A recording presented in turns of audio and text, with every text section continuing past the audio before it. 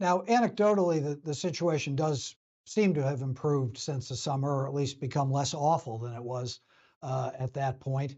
What's your assessment of the current state of play? How satisfactory or not is it? And to the extent that we have seen some progress, how confident are you that it will stand up to increased demand over the holiday season?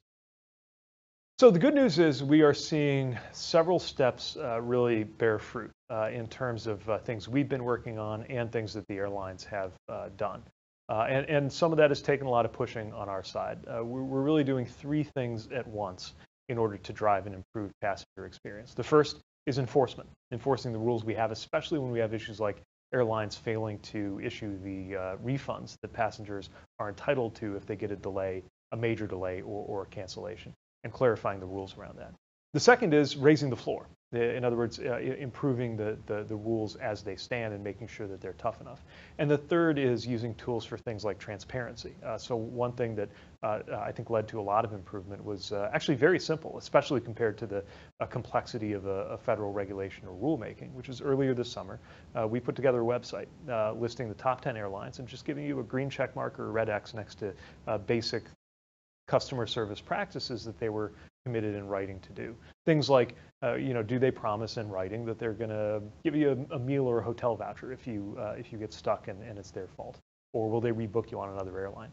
And when we made that decision to put up that website, which only took a week or two to build, I notified the airlines that it was coming and encouraged them to use those next few days to raise their customer service standards. In that 2-week period, we went from 0 to, I think, 9 out of the top 10 airlines committing that they would at least do hotels and meals, and went from, I think, 1 to 10 out of the top 10 airlines, indicating that they were committed to rebooking you if you got stuck. So those are some of the improvements that we've seen, and we'll continue driving more.